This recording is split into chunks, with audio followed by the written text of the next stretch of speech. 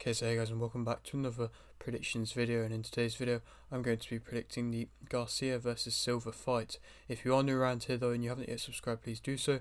Like video if you do need like video, and let's get straight into it. So going into this fight, Garcia is 22-5-1 with 4 KOs and Silva is 8-0 with no KOs. This fight is for the vacant IBF World Super Flyweight title.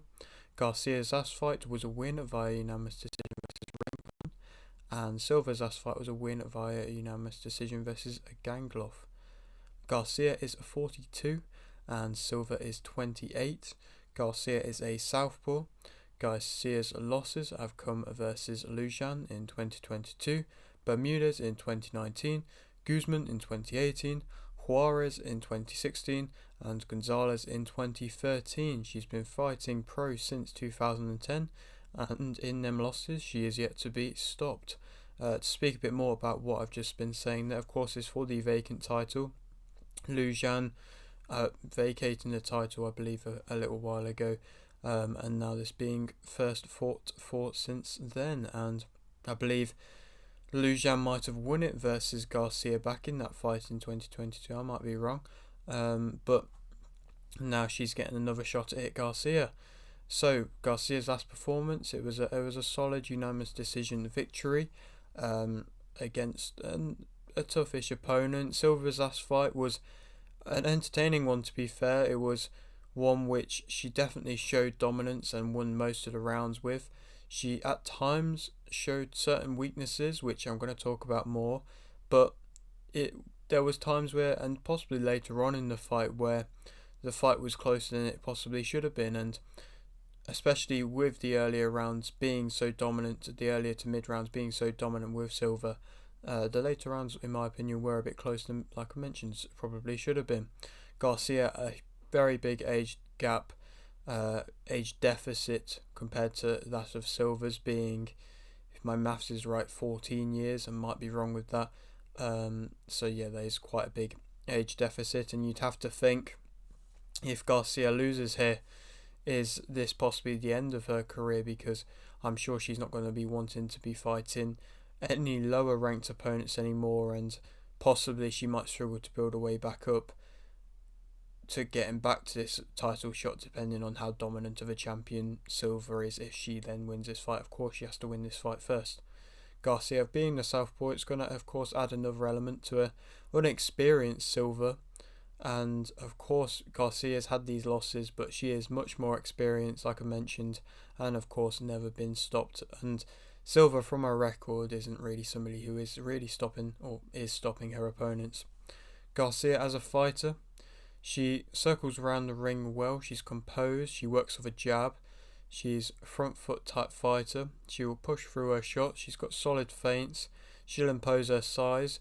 She's a pressure type fighter, she can control the tempo, changes levels quite well, will let her hands go at points, and of course she is the more experienced fighter. So from what I've seen from her, the fact that she is going to be coming in as the taller fighter, I haven't got the exact statistics of how tall she is compared to that of Silva, but she is going to be coming in as the taller fighter, and she is more used to imposing her size, and she does it well. And she, of course, working out off the jab as well, it helps with imposing size, and the fact that, like I mentioned, solid feints, and definitely controls the tempo. She can be quite composed when she wants to be, quite disciplined when she wants to be, but will also turn up when necessary and possibly make them kind of necessary risks when needed, and that's something that every fighter needs.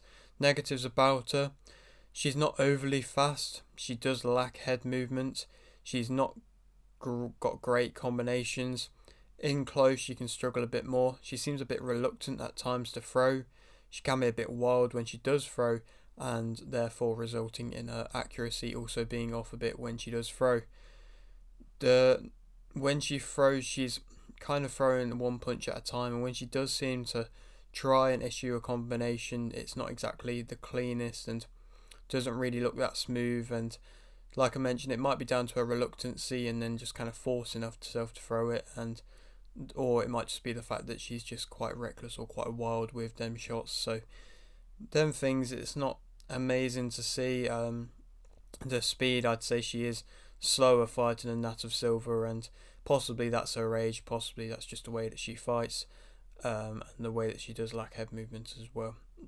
But speaking about Silva as a fighter, she's a faster starter, she's quite light on her feet, she's got faster hands, she's a front or back foot type fighter, she's an in-close fighter, she will let her hands go and has a high output, she's quite loose and relatively elusive at times. She's got good head movement, she works off the jab, she's got good combination, she's got a high guard, she will always respond to any kind of shots that she may take, she will make opponents fight her fight, she will rotate around the ring well, she will outwork you, she's aggressive, and she's also got a good chin. In that last fight, Gangloff did test her chin, and she did issue some good shots, and some good straight shots to be precise, and she was taking them quite well, Silva, and just then, like I mentioned, always responding with her own shots, and she has a good high guard, but the straight shots do get through at times, but like I mentioned, she responds well and has them quicker, better combinations, and she's an entertaining fighter. She's quite interesting and quite fun to watch, and that last fight was a good performance from her, and the fact that she can fight off the front or the back foot, she really showed that in that fight. When possibly she got a bit more tired, she kind of went onto the back foot, but still looked quite dominant and had successes off the back foot just by pumping out a jab and then finding success with her alternative combinations working off the jab. And yeah, I would like to say faster starter. I'd be surprised, and I am quite surprised that she hasn't actually stopped any of her opponents. Maybe that's just credit to her opponents being quite tough, but the way that she does fight with that high tempo and that high output, and it's relatively surprising that she isn't really stopping anybody. Obviously they're not the most powerful, but just the work rate can just overwhelm, and she definitely will overwhelm opponents. Negatives about her, of course, she's the smaller fighter, but I'd say she's relatively used to that. She can be a bit too eager at times when she's coming in, possibly a bit recklessly at times. She can get pushed back. She struggles kind of when to plant her feet at points, especially earlier on. That kind of links to the too eager bit. She sometimes will just try and force to plant her feet, but then just get caught with shots because she's forcing to do it, when necessarily she could just keep rotating around and just keep working off the jab. And she can headhunt a bit at times, can be countered when she's sat at range, sometimes possibly getting a bit too comfortable at range. She can definitely get timed coming in. As a smaller fighter, she has to close the range and close the gap, and it means she is open to getting countered coming in.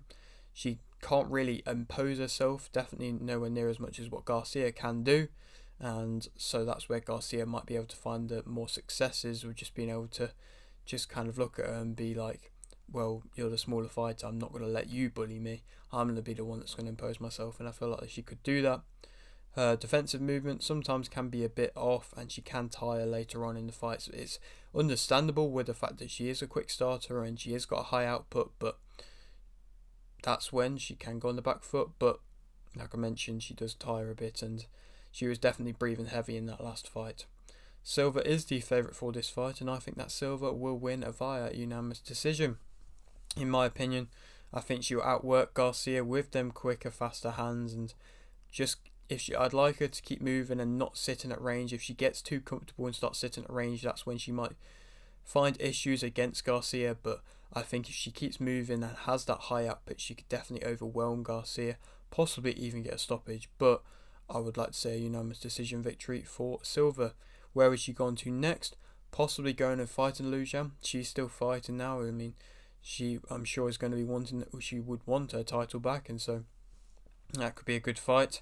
Macias is one of the other champions, WBC champion in that weight category, so that could be a big fight for her. Or Ruiz is an upcoming fighter in the division. She's stopping a lot of her opponents at the moment, and that could be also an entertaining fight. But yeah, that is it for today's video. Hope you did enjoy. Like the video if you didn't, like the video, subscribe if you're new, and thanks for watching.